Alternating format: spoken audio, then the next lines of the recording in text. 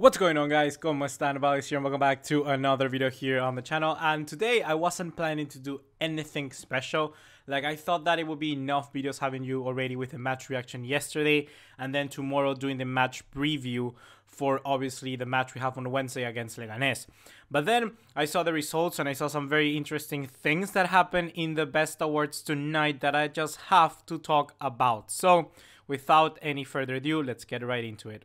On this channel, we do a lot of football discussion videos just like this one, previews, reaction, and much more. So if you're into that, be sure to click the subscribe button down below so you don't miss anything of the content that we upload here on this channel. But now, let's get right into it. So for this video, we're gonna go in order of what I think is like the most relevant things I need to talk about. So first of all, I gotta say congratulations to Peru, my home country. We actually won something. We had the FIFA award, like we were nominees in that, and we won. Peru won the best hinchada, the best group of fans in the whole year. That's a new award I think they've been introducing since last year. So it's good to see that we have actually Peru winning something, just at least something. And the most important thing here for me was that they actually got like some Peruvian fans. Like they didn't get like the people from the federation. No, they got actual fans, you know, like me and you. They actually got them to go up and pick up the award, and that I think for me is a very good thing. I don't know if it was from FIFA and the Peruvian Federation or whoever, but whoever decided that deserves something, because that guy is really clever. But now coming on into the most serious stuff, we gotta talk about the team of the year. There are some very dodgy picks. Some players that really just don't make any sense at all, and some other players which I just think they should be there without looking twice. First of all, we're gonna take a look at the goalkeeper position, where, to be honest with you, De Gea may be like the best goalkeeper right now in the world, but his season was just nowhere near these four contenders I think should deserve this spot. First of all, I think one call should be Thibaut Courtois. I think he had a good, decent season. Like, he did good enough. Okay, he won the Golden Glove. And if we go by that sense, where he actually won an award for his position before, then he would certainly be up there. I think that other people like Hugo Lloris, by winning the World Cup, having a decent season with Spurs. He had kind of like his worst season with Spurs, but he still managed to win the World Cup and lead France by being the captain of that side. So that's still a big recognition. People like Daniel Subasic, who also have a mention there. I think this guy had a very good season as well. May not be the best with Monaco, but with Croatia, what a performance he had.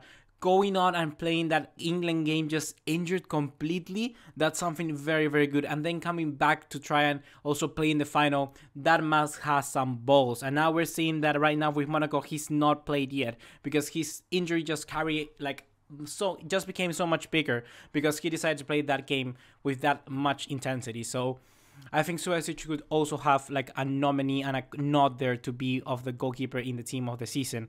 Another one could be Marc-André ter Stegen. I think ter Stegen could have also been considered. Perhaps he didn't have the appearances in the World Cup, but I think that universally this goalkeeper Marc-André ter Stegen just went up a level. Like last season he was okay, he was a decent goalkeeper, but this season he's like really up there. I'm talking about he's like top 3 goalkeepers. I really think he's that good.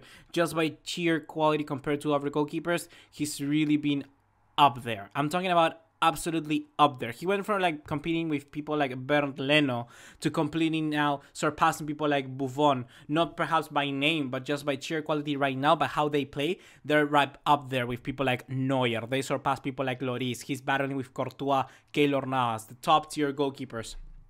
That's where Marc-André ter Stegen is right now. So we must also give like recognition to that much deserved season that he had, that much well improved like 10 months this guy has produced of such quality of football. So I feel that if there was one player I would give it to, it would probably be ter Stegen, because what he did was really good. Like unbeaten Barcelona, that takes a lot. Ter Stegen was a really big part of that, of Barcelona almost going unbeaten last season. So probably for me is between Courtois, Lloris and ter Stegen, and I think that if I don't give it to ter Stegen, I would probably give it to Lloris. In the left back position, I understand Jordi Alba might not be there because for me, he was the only one to compete against Marcelo. But obviously, in the eye of basically the UEFA and other people who voted for this award, the Champions League might be like a bigger argument to select Marcelo over Jordi Alba. So I could see why that happened. In the case of the center backs as well, Ramos and Varane, they equally had good seasons. Ramos, especially obviously with Real Madrid in the Champions League, and Varane being the only player who has won this season the World Cup and also the Champions League. So that's also good for Rafael Varane. Then in the right back position, I completely do not agree with this. And I know every single one of you out there, 100% of you agree that Dani Alves shouldn't be near the team of the year. He had such a shit season. For me, there's only one player that can take this spot, and that has to be Sime Vrsaljko. There must be other players like Sergi Roberto, like Daniel Carvajal, like Joshua Kimmich that could enter the discussion, but for me, Vrsaljko had the overall better season. His level for me in the World Cup was absolutely superb. Like, I'm telling you, I was in love with this guy. The way he just ran forward and came back to defend for every single ball, every single interception, every single tackle, he was there. He was working his ass off. And that's what you ask of a fullback in today's game. You need to have an energetic player who's going to be there always, running forward, running back, defending, attacking, shooting, passing. He has it all. I really think that perhaps he may not be the most flashy player out there. He may not be even the best right back currently in the world. But if we take into consideration the season only, I think he deserves to be here. I think he's much better than Pavard in the World Cup. I really enjoyed Vrsaljko more than Pavard.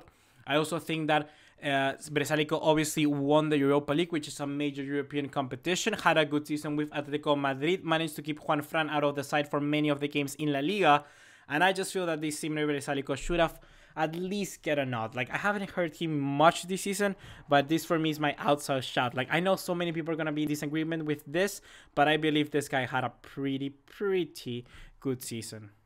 Then later on, moving into the midfield, I do not have so many issues. I think that Kanté deserves to be there. Modric as well. Hazard, I think he should be there. Like, he had a pretty decent season. And then up top is where I really have an issue with this. I feel that with Cristiano Ronaldo and Messi, it's fine. But then with Kylian Mbappe, that's where the problem starts to arise.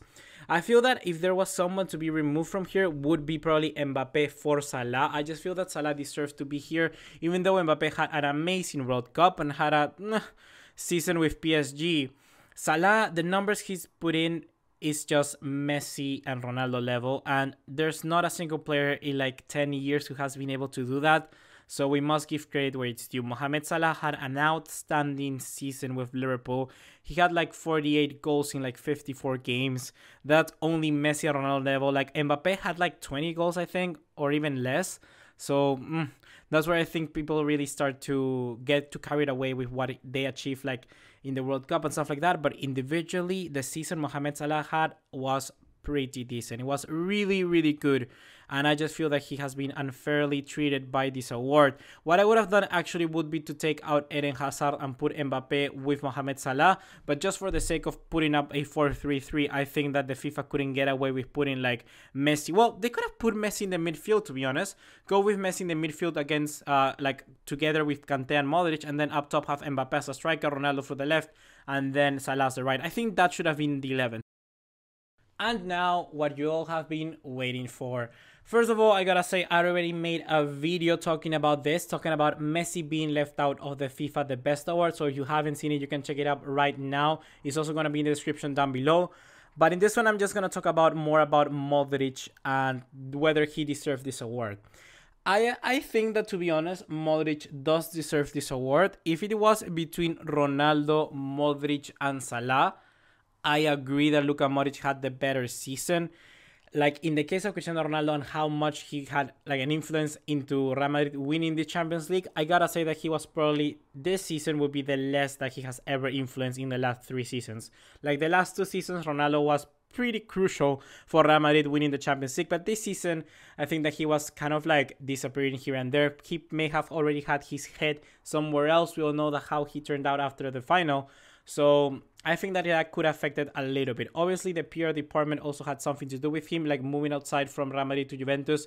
Just doesn't make too much sense giving the award for a player that basically we're giving it the best award because he won the Champions League with Real Madrid, for a player that isn't any longer with Real Madrid. Just doesn't make any sense. So in that case, I think Modric, yeah, the award could normally like tend to go to Modric. And if we are not going to give it like to Varane, who won both the World Cup and the Champions League, then Modric is the most likely option. He had a pretty good World Cup, and also Real Madrid has an outstanding season. Salah for me is not even in the discussion. I already said Messi for me should have been there from the start. You need to watch that video if you haven't watched it. Really, I totally recommend you.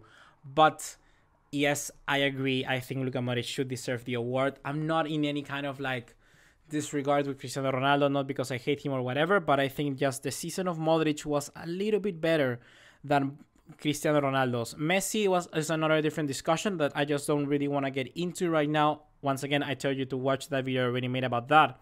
But in the case of Modric, Ronaldo, and Salah, I do feel that Modric did have the better season. So I don't know, take it with what you will, with a grain of salt or whatever. This is just my opinion. It's not the world's end if I say this and you do not agree with it. But I want to hear what you think in the comment box down below. Try to think like logically. Messi's not here. If Messi's not here, just forget about it and talk about what is now. Like Modric versus Salah versus Ronaldo, who should have won? I know some of you are going to say Messi right away, but between the three candidates, who should have won it? I want to know that because I already know that most of you feel that Messi should have won it, but I just want to know what you think about this candidate. So that's going to be everything for today, guys. Hopefully you have enjoyed. Please remember to drop us a like and leave us a subscribe. Turn on the bell notification icon and follow us on all other social media to keep up to date. See you tomorrow with a match day preview, obviously between the match for Barcelona and Leganes away. And then that's going to be it. So see you in the next one. Take care. Ciao.